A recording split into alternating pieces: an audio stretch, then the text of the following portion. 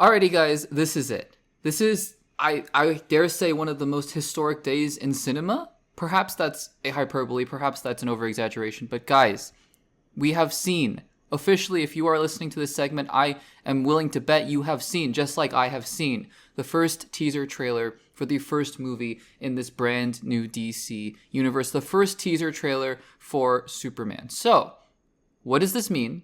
What does the trailer show us? And what are my thoughts on the trailer itself, as we'll dive into it a little bit here and talk about, why I think it's a good trailer with some promise, but I still have a couple concerns that, to be fair, I had those concerns coming into the trailer, so it's not like this trailer brought up new concerns for me, but these same concerns are things that I had going into it, and I think that the trailer showed me, yeah, maybe that's still going to be the case, but at the end of the day, I don't think this trailer necessarily diminished my excitement for this movie. I was so excited for the trailer itself, but I don't think that translated directly into me being like, oh, this is going to be the best movie of all time. I want it to be one of the best movies of all time, but I have, really a lot of optimism for this movie. I'm so excited for it, but I also, again, I have some concerns, and we'll talk about them in the trailer. So, the first teaser trailer for Superman came out. I watched it just as it came out on the live stream. It's kind of crazy. They were doing this big event, like the first launch of this big DC universe, even though Creature Commandos is going on right now. But, this is really the start of the DCU proper. And anyways, this is the first property that has basically nothing to do with the DCEU, because I've been saying Creature Commandos is almost like DCEU canon more than DCU canon. It's bridging the gap, but still. Anyways, so the Superman trailer starts out here, right? And we have Superman falling from the sky, and he is battle worn and he is bloodied. And I think that's really, it's shot, first of all, shot really well in these scenes at the beginning. And I think it has a very grand sense of scale, but it also feels very personal to Superman as well, which I think is really great. I really like that. And I think that, look, the costume is the costume, right? I personally might prefer the Henry Cavill version. It's not because I want the dark, brooding Justice League version of Superman, not at all. And in fact, if you have been watching the channel, and I'll be posting some more of those DCEU look back podcasts as the weeks go on into the holidays because of some travels and things like that. And I'll talk a lot about the fact that I think Henry Cavill, was missing that joy, that sense of joy that Superman had. And that's okay. I mean, that is the kind of Superman that Zack Snyder was going for, a much darker one. But, I'm sure that this Superman is going to have a more joyful kind of tone. And I think that, just based on the costume alone. But the costume is what it is. It looks bright, it looks kind of bright. And I think, look, it's fine. It's totally fine, because costumes at the end of the day don't make or break a movie. The costumes, I think, maybe indicate something about the movie, like the kind of tone that James Gunn is trying to set here. But I think that it's just, for me, right, I'd like a little bit more of a justification, especially with Superman, right, where it's like, okay, like, is this the suit that came from the Fortress of Solitude? And if not, then what? Then why? Why does he dress this brightly? And, does the S mean anything? Like, all that kind of stuff. Because in the comic books, right, when Superman was first created in the 50s or 60s or something like that, in the action comic books, I mean, nobody cared about that kind of stuff, right? Nobody cared, it's Superman, right? But I think, for me at least, as somebody who's watching this movie, and I think one of the critical differences now is that I'm watching these movies, kind of in this perception of, okay, this is taking place in an Earth that's adjacent to ours. Like, it's not exactly like our Earth. Obviously, there are Green Lanterns and Mr. Terrifics and Ultramans and all these kinds of, characters going around here. But it's supposed to represent our Earth in a certain way. And so I think I just like some explanations for certain things, and just maybe explaining like why things look the way that they do. Anyways, that's all fine. So then he's lying in the snow and he whistles. And immediately as he whistles, I knew that it was going to be Crypto. And I'll talk about Crypto in just a little bit here, but first let's get back to the other stuff in the trailer. So we see a little bit more of David Cornsweet and Rachel Brosnahan as Clark Kent and Lois Lane. I have to say, this is the best that a movie or a live action medium has convinced me that Clark Kent is not going to be recognized as Superman. Because yeah, sure, I mean, you kind of squint and you're like, you could see the similarities, but I mean, you could do that with any one of your friends, right? I'm sure that your friends have gone, your friends have been like, don't you think this person looks like me? And you kind of look and you go, I don't know, maybe not. And I think that you could do the same thing with this Clark Kent, so it makes it believable, right? Like, he's wearing glasses, his hair is different. He really is portraying that kind of more bumbling, like awkward kind of figure. Henry Cavill was just Superman with glasses. And I think that this Clark Kent dynamic is really working for me. I think one of the big strengths of this trailer is that without any dialogue between the two characters, because the only piece of dialogue you hear in this trailer is the word home, take me home, right, from Superman. But without any dialogue between Clark Kent and Lois Lane, I felt it. I felt that lightning. I felt that dynamism, rather. And I felt that, in all the scenes that they're with, and I loved, by the way, that the trailer didn't end. It's such a small thing. I love though that the trailer, and they had a kiss scene I think in the trailer, but I love the trailer didn't end with a kiss shot, because it would have been, I feel like that would have been very kind of on the nose, being like, oh, Clark Kent, Lois Lane. I love actually that it ended with a hug. I think that that's so poignant, honestly, because it's like these two people, it's beyond just romantic love and all that kind of stuff. It's like true, genuine affection for one another. And I think that that's something that really bled through into this trailer. Just every single scene with Clark Kent and with Lois Lane together, I saw that. I don't know. I'm probably way over analyzing these things, but hey, this is the YouTube channel that you came for, right? Over analyzing blockbuster media. So here we are. Anyways, I'm going through this trailer right now. So we get the scenes here. He whistles, right, from James Gunn, and then here comes Crypto. Okay. Actually, before we get to Crypto, there are some shots here of Clark Kent on the farm with Pa Kent. I think that's really sweet, honestly. I think that you got to ground him in his humanity, and I think that that's awesome. But let's get back to Crypto. Okay, here's the thing. I want to be very careful with what I say, because people often like to misconstrue things. I love dogs. I think the dog that's playing Crypto is adorable. I love dogs. The second that Crypto came on screen, took me out of the trailer immediately. And the thing is, right, because I don't know. It's enough for me to say, okay, there are a bunch of other, and we'll get to Guy Gardner in just a second. Guy Gardner also immediately took me out of the trailer. But anyways, well, all these other superheroes wearing these kinds of fantastical costumes, and even David Corenswet's costume looking a little bit brighter, and that's fine, whatever. You can get over it. I not having read the comics and not having an attachment to Crypto is what I'm going to preface this by saying. The idea, just the shot of a dog wearing a red cape, it immediately took me out of the movie, because I think there's a suspension of disbelief, and I think everyone has a different level of what they're willing to accept in these superhero movies, right?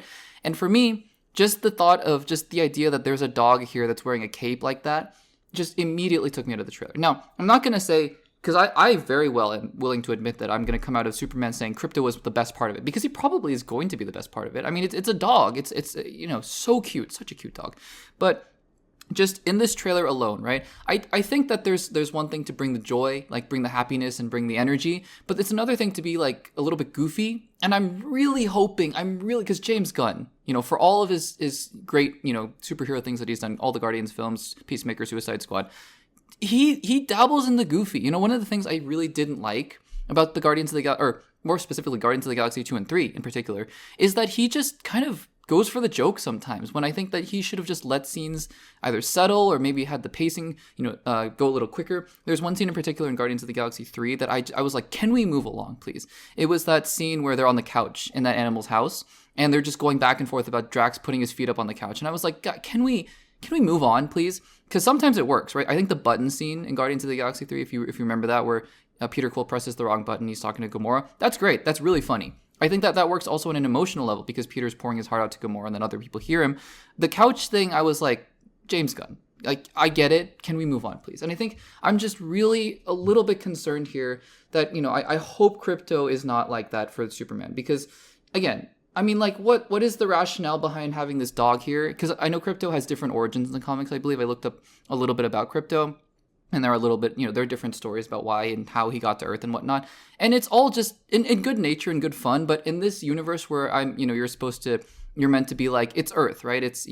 I hope that there's a good reason for Crypto to be Crypto. That's all I'm saying. Anyways, we get shots here of Superman protecting somebody, a little child, and I think that that's awesome. I mean, these are the kinds of shots that you want to see in a Superman teaser trailer. For sure, you get shots of Lex Luthor and Luthor Corp. Again, really cool. I think Nicholas Hoult, by the way, great casting for Lex Luthor. I think he's going to be awesome in the role. Superman breaking out of a cage here. I love the shot of the kid kind of holding the Superman flag. Again, don't want to keep comparing this to DCEU and Snyder Cut and whatnot, but reminds me a little bit about those scenes in Batman v Superman where people are drawing the Superman symbol on the roof and trying to reach out to Superman. But I'm hoping, again, because I think that I mentioned this before in the Man of Steel look back, and you'll hear me talk about this in the Batman v Superman and Justice League versions, is that just the hope, the joy out of Superman. I'm really hoping that comes back. Not to say that I don't want this to be grounded either, because I think the shots that come next where people are throwing things at him, really, like, I think that there will be dark moments where he's kind of at his lowest point, right? I think that that'll be really interesting as well. Speaking of lowest points, though, look, I am fully admitting here as well, I've said this many, many times, I don't really read comic books, right? So Guy Gardner appears, and I'd seen pictures of Guy Gardner, just based on when Nathan Fillion was cast as Guy Gardner, and I was like, look, I mean, things have a tendency to look goofy in the comics, and sometimes the movies can pull it off, and sometimes they don't. I'm sorry. Guy Gardner, the look of Guy Gardner just immediately pulled me out of the trailer. So that's what I'm saying. Like, I think overall, the trailer is good, right? I think it gives me hope that this is the kind of Superman that will bring jokes, and I really hope it doesn't delve into the James Gunn goofiness, because I think there is real promise here of emotional weight to a lot of these things that are going on here, which I love. I think that would be amazing if that was the case here. But I mean, Crypto and Guy Gardner, and a little bit later that giant beast floating in the air, which again, nothing inherently wrong about that, but I just, it feels a little less grounded or serious. That's not the right word, but I hope you guys understand what I'm trying to say. I'm not trying to say the trailer looks awful or anything like that. I'm just saying the concerns that I had going into this was, is James Gunn going to override Superman with James Gunn?